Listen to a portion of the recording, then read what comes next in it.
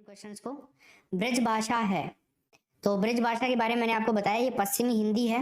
अधोलिखित लोकोक्ति का सही अर्थ बताइए। आए थे हरि भजन को ओटन लगे कपास। तो दोस्तों यहाँ पे उत्तर क्या होगा? बड़ा लक्ष्य निर्धारित करके छोटे कार्यों में लग जाना। क्वेश्चन संख्या नंबर 3, सुमित्रा के अंदर आपको ना प्रत्यय बताना है। तो सुमित्रा के अंदर आप बता दो प्रत्यय। तो आप प्रत्यय है दोस्तों, इसमें पहला ऑप्शन हो जाएगा। क्वेश्चन संख्या नंबर 4 हम देख रहे थे, अयोगवाह कहा जाता है। देखिए अयोगवाह एक तो होता है विसर्ग और एक होता है अनुस्वार, राइट। तो यहाँ पे अनुस्वार तो है नहीं, तो पहला ही ऑप्शन हो जाएगा विसर्ग को अयोगवाह ध्वनि। देखो ये वैसे तो काम में नहीं आती है हिंदी वर्णमाला में तो, लेकिन वैसे इनको काम में लिया जाता है। जब हम काउंट करते हैं हिंदी वर्णमाला में अक्षर, तो उस टाइम में तो ये सामने नहीं आती। लेकिन जैसे लिखने की जो भाषा है, जैसे मैं लिख दूं मैं है, क्या है, जैसे राम है, तो यहाँ पे ना विसर्ग आ रहा है ना।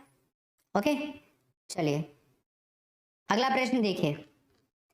कृष्ण ने गाना गाया, वाक्य में कारक पूछ रहा है, कौन सा कारक है कृष्ण ने गाना गाया इसमें? तो फ्रेंड्स कृष्ण ने गाना गाया, इसके अंदर जो कारक है ना वो कारक है कर्ता। आप कहोगे सर क्यों है कर्ता कारक इसके अंदर? देखो जिसके द्वारा क्रिया की जाती है ना वो कर्ता होता है, और यहाँ पे गाने की जो क्रिया है ना ये किसके द्वारा की जा रही है? कृष्ण के द्वारा की जा रही है। तो फिर हमारा उत्तर क्या होगा? ऑप्शन नंबर डी हो जाएगा।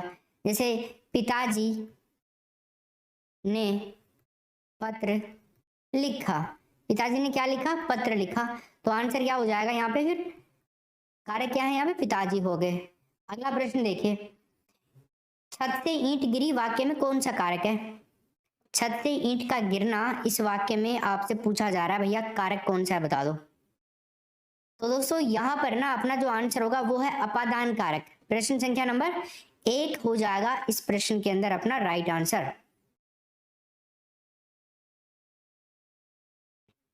पूरे ऑप्शन नहीं दिख रहे हैं, कौन बोल रहा है भाई पूरे ऑप्शन नहीं दिख रहे यहाँ पे?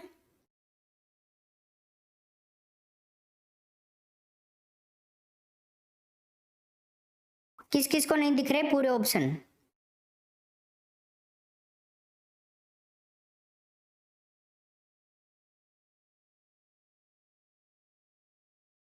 चलो देखो सब दिख रहे हैं अभी। अगला प्रश्न देखिए 7वें नंबर का, निम्न में से विशेषण चुनिए। संज्ञा और सर्वनाम शब्दों की विशेषता बताने वाले जो शब्द होते हैं ना वो कहलाते हैं विशेषण। अब भलाई, मिठास, थोड़ा, स्वयं, तो यहाँ पे आंसर क्या होगा? थोड़ा हो जाएगा। थोड़ा एक विशेषण है, जैसे थोड़ा दूध है ना, तो दूध कितना है? थोड़ा है। विशेषता दूध की कौन बता रहा है? थोड़ा शब्द बता रहा है, ठीक है। जैसे लाल टमाटर, टमाटर जो है ना इसकी विशेषता कौन बता रहा है? कैसा है? लाल है, तो ये लाल शब्द बता रहा है, तो ये क्या है? विशेषण है। अगला प्रश्न देखिए 8वें नंबर का, तुम्हारा यह कथन मात्र अतिशयोक्ति है। अतिशयोक्ति, अतिशयोक्ति किसे कहेंगे? आप समझ रहे हो इस प्रश्न में क्या पूछ रहा है? अतिशयोक्ति का शुद्ध रूप पूछ रहा है इसमें, क्योंकि ये गलत लिखा हुआ है। अब आप शुद्ध बता दो, मतलब किसी बात को बढ़ा चढ़ा करके कुछ और उसके अंदर मिला करके, मसाला मिला करके बोला जाए ना, अलंकार जैसे होते हैं ना, अलंकार की भाषा उस तरह से। जैसे कोई फेस है आपके सामने, कोई सुंदर स्त्री है, उसको बोल देते हैं तुम तो चांद का टुकड़ा हो। कई बार आप बोल दे तो अरे चांद का टुकड़ा थोड़े हो तुम, चांद ही तुम्हारा टुकड़ा है, हाँ ऐसे बोल देते हैं ना। तो वो एक अतिशयोक्ति होती है, ज्यादा हो जाता है ना कई बार, वो वाली बात है। तो इसमें ये ई बड़ा नहीं आएगा, छोटा ई आता है, इसमें डी ऑप्शन हो जाएगा, ठीक है। चलो आगे चलते हैं। त्रि की ध्वनियों के बारे में बताइए। त्रि बोल के देखो कौन सी ध्वनि बाद में आ रही है? त्रि, तय तो आ ही रहा है, दिख ही रहा है। अब देखो इसके अंदर ये जो मात्रा है ना ये री की मात्रा है भाई, री, री ऐसा ही लिखा जाता है वैसे, अगर हम करें तो री ऐसे लिखे जाएगा, ठीक है ना। चलिए तो अगर हम बात करते हैं यहाँ पे इसके टुकड़े की ध्वनि के बारे में पूछ रहा है, तो तय और तय के अंदर मिला हुआ है री, तो ऑप्शन नंबर क्या होगा अपना? First option. अगला प्रश्न देखिए, पैसे से मनुष्य की जीवन जीने की इच्छा बलवती होती है। रेखांकित वाक्य में आपको बताना है एक शब्द जीवन जीने की इच्छा, इसके लिए जीवन जीने की इच्छा के लिए आपको वन वर्ड बताना है। तो बताइए 10 नंबर के प्रश्न में क्या उत्तर होगा राइट आंसर? चलो देखो तो यहाँ पर उत्तर क्या होगा अपना, जिजीविषा हो जाएगा पहला ऑप्शन। जीवन जीने की इच्छा, जिजीविषा एक जीविका शब्द है हमारे सामने ना। जीविका जो शब्द है ना, जीविका शब्द, ये जीवन निर्वाह का जो साधन होता है ना, उसको हम जीविका कहेंगे, जीवन निर्वाह का साधन। चतुरानन, जिसके 4 आनन, आनन का मतलब होता है मुख, जिसके 4 मुख हो आनन हो।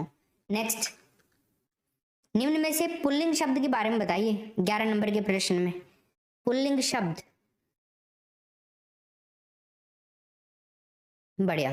तो देखिए यहाँ पे क्या आंसर होगा, रात, बात, मात, ये तीनों स्त्रीलिंग शब्द हैं, बट गीत जो है ना ये एक पुल्लिंग शब्द है। तो तीसरा ऑप्शन इस प्रश्न में हमारा राइट आंसर हो जाएगा। अगला प्रश्न देखिए 12 नंबर का, कौन सा शब्द भाववाचक संज्ञा का नहीं है, बताइए। लड़ाई, मिठाई, चतुराई और उतराई।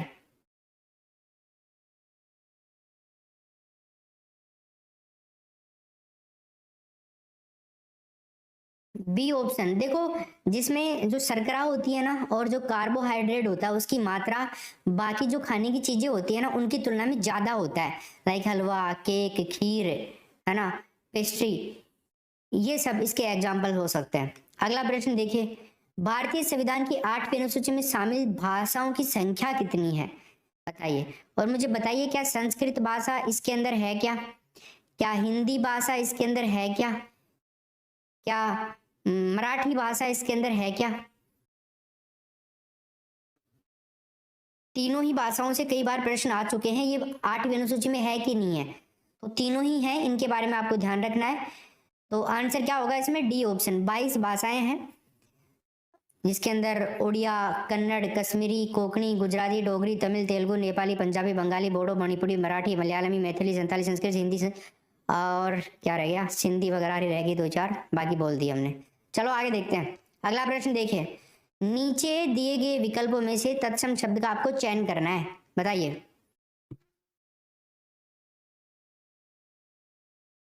बढ़िया। तो दोस्तों यहाँ पर है ना तत्सम, तत्सम शब्द कौन से होते हैं, संस्कृत वाले, जिस तरह से संस्कृत के जो शब्द होते हैं ना वही तत्सम होते हैं, समझो डायरेक्ट। तो विष, अनुच्छेद, स्वार्थ, धरित्री, धरित्री का तद्भव क्या होता है, धरती, जमीन, जननी, और बाकी सारे तत्सम है। यहाँ पे आंसर होगा डी ऑप्शन। 15 नंबर का प्रश्न देखिए, गै को वर्णमाला में क्या माना जाता है। देखो ये वैसे गै नहीं बोला जाता, इसको जै बोलते हैं, जै। क्यों, क्योंकि इसके अंदर ये बनता है जै प्लस य से मिलकर के, इसलिए। तो यहाँ पे उत्तर क्या होगा, क्योंकि ये एक संयुक्त व्यंजन है। 15 नंबर के प्रश्न में ऑप्शन नंबर 1 हो जाएगा।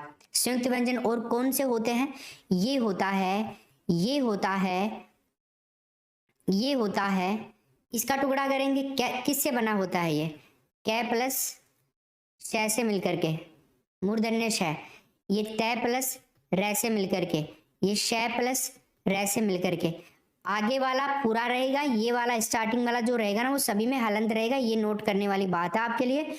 आगे चलते हैं अपन 16 नंबर के प्रश्न में। बताइए, निसंदेह जो शब्द है ना इसमें आपसे संधि पूछ रहा है भाई, तो बताइए इसमें कौन सी संधि है, निसंदेह शब्द में कौन सी संधि है। तो दोस्तों यहाँ पर जो संधि है ना, नी है प्लस, देखो नी है और संदेह है। आपको अगर विसर्ग दिखाई देना तो आंख बंद करके कर दिया करो विसर्ग संधि, क्योंकि फिर विसर्ग के स्थान पर कई परिवर्तन होते हैं। जैसे विसर्ग के स्थान पर रै हो जाता है कई बार विसर्ग का अनुस्वार हो जाता है, कई बार ये शय हो जाता है, कई बार ये वाला शय हो जाता है, कई बार ये वाला शय हो जाता है, कई परिवर्तन हो जाते हैं। जैसे एक मैं आपको बताऊं, नी है प्लस चय है ना, तो क्या बनता है, विसर्ग जो है ना इसका शय हो जाता है, निश्चय हो जाएगा। एक है जैसे दु है प्लस गुण, क्या बनेगा, दुर्गुण, ये होता है। आगे देखिए, अत्यंत शब्द का प्रयुक्त उपसर्ग बताइए। अत्यंत जो शब्द है ना इसमें आपसे उपसर्ग पूछ रहा है। तो गाइज यहाँ पे आंसर क्या होगा, अत्यंत शब्द के अंदर उपसर्ग अति, अति प्लस अंत होगा ना, यण संधि हो रही है ना, अति प्लस अंत, ई का ये हो गया। ऑप्शन नंबर क्या हो जाए, प्रश्नों में से सही संधि विच्छेद का चयन करना है आपको।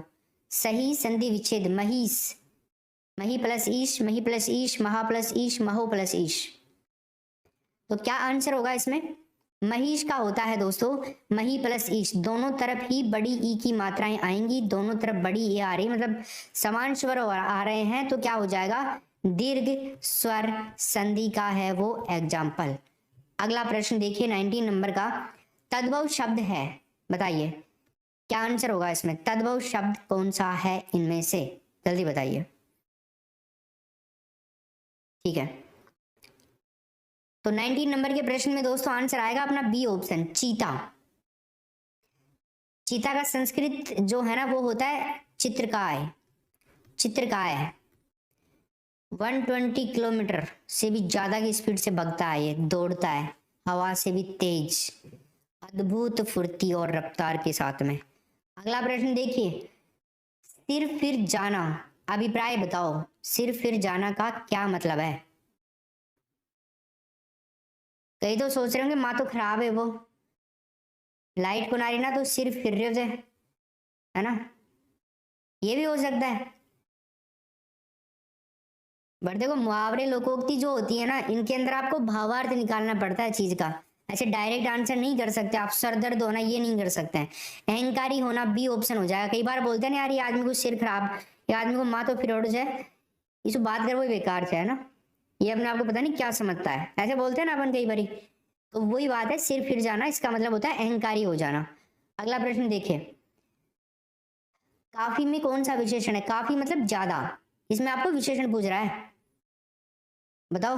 तो देखिए दोस्तों यहाँ पर ना 21 नंबर के प्रश्न में अपना उत्तर होगा अनिश्चित वाचक परिणाम वाचक, यानी कि अनिश्चित जो चीजें होती है ना, जैसे हम बात करें काफी, आपको लग रहा है क्या मतलब कोई बता रहा है क्या, क्वांटिटी नहीं बता रहा ना कि 1 किलो है, 2 लीटर है, 4 लीटर है, ऐसे कुछ नहीं बता रहा, काफी मतलब कितना भी हो सकता है ये, तो ये अनिश्चित वाचक हो गया ना, बिल्कुल फिक्स ही हमें पता ही लग रहा है, तो देखते ही ऐसे कोई वो नहीं है।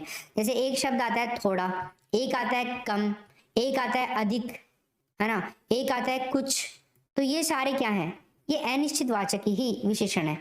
अगला देखिए 22, बताओ क्या आंसर होगा इसमें। दिए गए वाक्यांशों के लिए एक शब्द का आपको चयन कर देना है, पूर्व और उत्तर के बीच की दिशा, एक शब्द बताना आपको, पूर्व और उत्तर की दिशा के बीच में क्या बताना है दोस्तों, आपको वन वर्ड बताना है, फटाफट बता दो, देखें क्या आंसर हो जाएगा इसमें। तो यहां पर ना अपना जो उत्तर होगा वो होगा ईशान, बी ऑप्शन, ईशान कोण, पूरब और उत्तर, ये जो दिशा है ना, इस ये जो कोण बनता है ये ईशान कोण होता है। अगला प्रश्न देखिए, निम्न में से कौन सा प्रकंपित वर्ण है, बताइए। प्रकंपित, कंपन जिसमें, वाइब्रेशन जिसमें होता है, जिसको बोलने से, बोल के देखिए इनको एक बार आप, फिर पता लग जाएगा। बढ़िया, तो 23 नंबर का जो प्रश्न है ना, इसमें आंसर हो जाएगा रे, रे को बोलेंगे ना तो कंपन हो रहा है। नेक्स्ट प्रश्न देखिए, निर्वात का समानार्थी शब्द बता दो, 24 में क्या होगा, निर्वात का आपको बताना है दोस्तों समानार्थी शब्द, ब्रह्म, विवाद रहित, बिना हवा वाला, बुराई, तो यहां पर आंसर होगा बिना हवा वाला, तीसरा ऑप्शन सही उत्तर। नेक्स्ट प्रश्न देखिए, अब आपको समझ में आ रहा है क्या प्रश्न पूछ रहा है ये, मैं लिख के तो नहीं बता सकता क्योंकि ये तो शुद्धि वाला क्वेश्चन है, तो लिख करके तो नहीं बता सकते ना, तो आपको पूछ रहा है कि आशीर्वाद जो है ना, शुद्ध बताना आपको, आशीर्वाद का शुद्ध रूप क्या होगा। पहला होगा, देखो पहले को पढ़ो, आशीर्वाद, मतलब बोलने में तो आधा रहे हो ना, आशीर्वाद, तो ये गलत है, पूरा आ रहा है इसमें आधा आएगा, आशीर्वाद ये है ना, इसमें बड़ी ई की मात्रा होनी चाहिए थी आशीर्वाद में, इसलिए ये गलत है, छोटी ई की मात्रा है इसमें सह के, आशीर्वाद हो गया है ये, रे है ना यहाँ पे, बाद में आना चाहिए था, रे वे के ऊपर आएगा, ठीक है, सह के ऊपर नहीं, ये तो आशीर्वाद हो गया, आशीर्वाद इसमें ना डी ऑप्शन सही है अपना। अगला प्रश्न देखिए बाप, तथैव शब्द का संधि विच्छेद बता दो, तथैव शब्द का, देखिए भाई एक मात्रा मतलब गुण संधि, दो मात्रा बोले तो वृद्धि संधि, आंख बंद करके लगा दिया करो, दो मात्रा दिख रही है कर दो आंसर, संधि पूछ नहीं रहा है बट विच्छेद पूछ रहा है, तो वृद्धि के अकॉर्डिंग कर दो आप, तथा प्लस ए हो जाएगा, आ और ए, आई होता है ना, आ और ए को जो वृद्धि होती है वो आई वृद्धि होती है, आई, और इसको है ना दो मात्राओं से ही लगाया जाता है, ऐसे थोड़ी लिखा जाता है तै थे ऐ वह, ऐसे नहीं लिखते हैं। ये जो ऐ की मात्रा है ना, ये तै थे इसके ऊपर ही लगेगी। समझ में आया? तो क्या आंसर होगा? D option. अगला देखिए प्रश्न संख्या नंबर 27। धर्म कर्म किस प्रकार का शब्द है? बताओ। विकारी, युग्म शब्द, विशेषण शब्द या तो फिर अव्यय शब्द। तो क्या ही उत्तर हो जाएगा अपना यहाँ पे 27 में? ऑप्शन नंबर ये दिखे रहे हैं, युग्म शब्द है, युग्म शब्द है, जोड़ा है, बी ऑप्शन होगा। नेक्स्ट, निम्नलिखित पद इक प्रत्यय लगने से बने हैं, इनमें से कौन सा पद गलत है? बताइए, गलत कौन सा पद है इनमें? पत्रिका, भौमिक, सामाजिक और दैविक।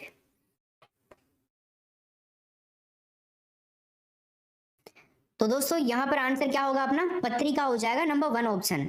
ठीक है ना भाई? इसके अंदर क्या है ना, इक प्रत्यय का प्रयोग नहीं हुआ है, क्योंकि इसके अंदर तो इका प्रत्यय का प्रयोग हुआ है। बाकी इसके अंदर इक प्रत्यय है, भौम प्लस इक, समाज प्लस इक, दैव प्लस इक, दैविक। अगला देखो, चूहा बिल से बाहर निकला, इसमें कौन सा कारक है? बता दो। देखो, एक वस्तु किसी दूसरी चीज से, वस्तु मतलब वो सजीव भी हो सकती है और निर्जीव भी। अगर हम अलग कर रहे हैं ना किसी चीज को किसी चीज से, तो वहां पे पंचमी विभक्ति होती है। तो पंचमी विभक्ति बोले तो अपादान कारक। इट मीन्स बी ऑप्शन हमारा राइट आंसर हो जाएगा। अगला प्रश्न देखिए, द्विगु समास का एग्जाम्पल यहाँ पे कौन सा है? द्विगु समास मतलब जिसका प्रथम पद संख्यावाची होता है। तो यहाँ पर ना माता पिता, यहाँ पर तो कोई संख्या की बात ही नहीं हो रही है, मतलब इसमें तो क्या है ना, द्वंद्व समास हो जाएगा, माता और पिता। एंड यथाशक्ति, शक्ति के अनुसार, मतलब अव्ययी भाव समास हो जाएगा दोस्तों इसके अंदर, अव्ययी भाव समास। नवग्रह, 9 ग्रहों का समूह है। यस, यहाँ पर ना अपना आंसर होगा पीत है अंबर जिसके, श्री कृष्ण, मतलब बोले तो बहुब्री समास हो जाएगा इसके अंदर। तो यहाँ पे क्या है ना भैया, अपना राइट आंसर तीसरा ऑप्शन होगा इसमें। अगला प्रश्न देखिए। ओके, हो गए हैं क्वेश्चन, 30 क्वेश्चन कंप्लीट हो गए हैं।